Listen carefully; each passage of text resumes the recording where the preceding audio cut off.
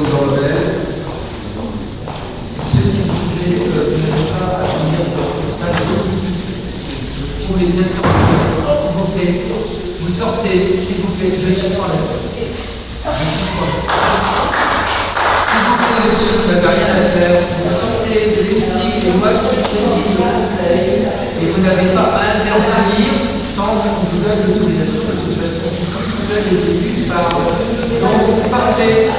Monsieur, partez. Vous avez fait votre promesse que j'ai envoyé, ils sont revenus. Donc, du coup, je dois suspends la séance.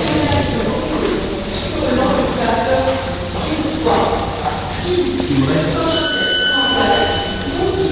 une violation du principe d'égalité à l'article 1er de la Constitution. C'est l'article 1er de la Constitution.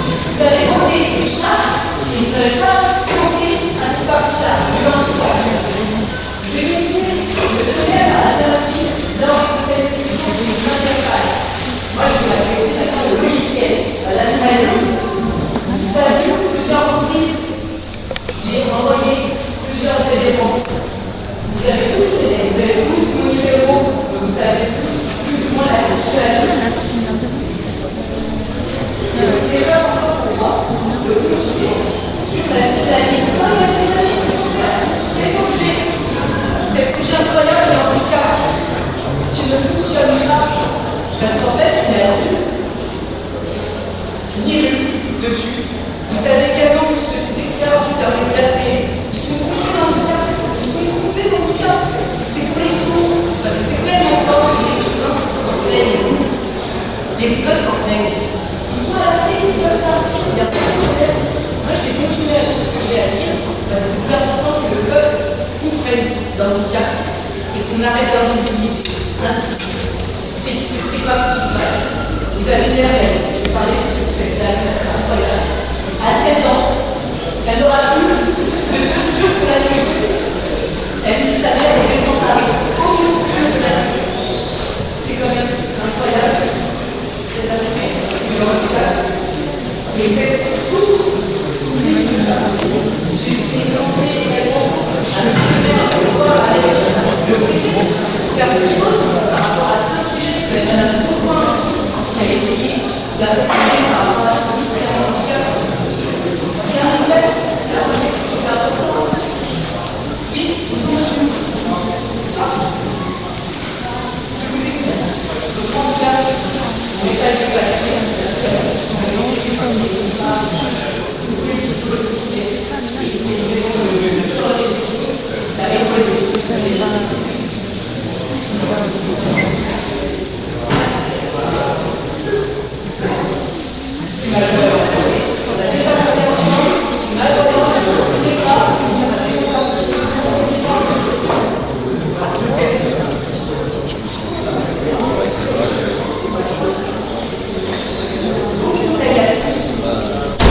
Et je vous dis, profession présidentielle, on verra ce que ça donne, il y a 6 ans, les professions 6 ans dans l'intervention, c'est hors de question que le conseil municipal continue pendant 6 ans à faire des autruches.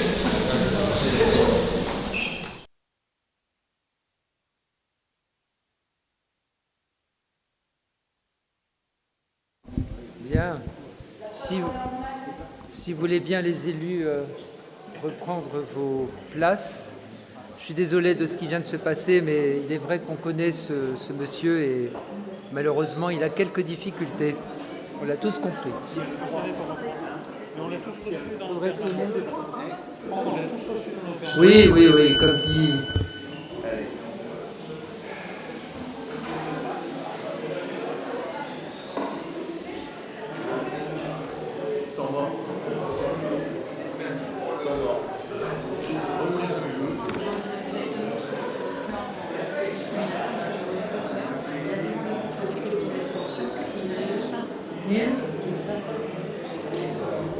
Ah oui, alors peut-être que je vais te laisser la parole tout de suite.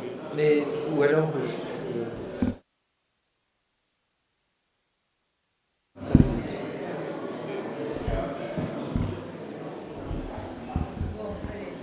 Bien, si vous voulez bien reprendre vos places.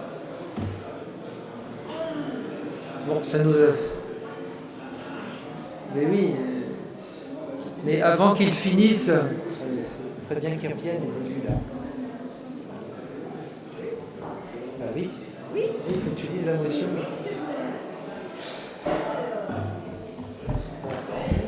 Tu sais que certains pourraient le prendre au premier degré.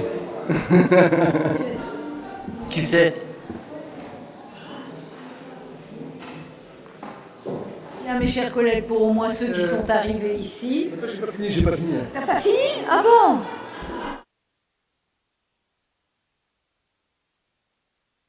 Intervention. Charles Hoquet n'a pas terminé son intervention, mais je voudrais simplement, et si les élus pouvaient revenir, mais pour ne pas perdre de temps, je voudrais laisser la parole à Isabelle Soula, parce que, eu égard à ce qui vient de se passer, nous connaissons, je l'ai dit, ce monsieur qui a vu, je crois, à peu près tous les élus, qui a effectivement de grosses difficultés, et pour autant, il ne faudrait pas que les uns et les autres pensent, je pense notamment au public, je pense aux journalistes, qu'on n'essaye pas de s'en occuper, voilà, puisqu'on le connaît à travers notamment le CCAS. Je vais te laisser la parole, Isabelle. Merci, Monsieur le maire. Oui, effectivement, hein, c'est plus que dommageable ce qui vient de se passer, mais en même temps, comme nous l'avons dit tout à l'heure, le Conseil doit avoir une tenue et tout le monde ne peut pas s'exprimer, y compris lorsqu'on est en situation de handicap. Un citoyen est un citoyen, quelle que soit sa situation. Et ce monsieur, je l'ai reçu, vous l'avez reçu à chacun votre tour presque, je l'ai reçu parce que peut-être que mon écoute est plus longue, parce que je peux faire les orientations de manière différente. Des orientations ont été faites, pour l'instant il ne les accepte pas. Alors oui, il dénonce certaines choses sur le handicap et certains outils qui seraient obsolètes. C'est vrai, c'est pour ça qu'il y a un plan handicap sur lequel nous travaillons avec les associations, et sa parole, je lui ai proposé de faire partie du groupe de travail sur le handicap pour qu'il puisse justement dire ce qu'il peut apporter en termes d'expertise par rapport à des outils qu'il constate comme étant déficients ou pas assez probants compte tenu des différents types de handicap, le sien étant celui d'une déficience visuelle. Et de ce fait, je suis encore plus désolée de ce qui s'est passé ce soir parce que pour le moment, je n'arrive pas à l'orienter. Je l'ai orienté, mais il ne répond pas aux sollicitations du CCAS pour trouver et mettre en place des outils financés dans notre plan Nouvelle Solidarité. Voilà ce que j'avais à vous dire. Merci Isabelle.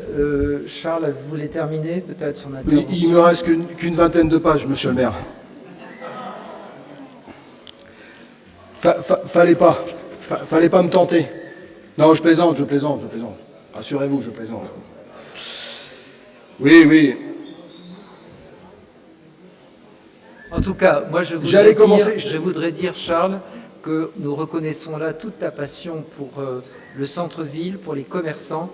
Et je dois dire que finalement, moi, c'est la phrase que j'ai envie de prononcer en vous écoutant tous, c'est que les commerçants, on les aime. Voilà. Je disais, mesdames, messieurs, que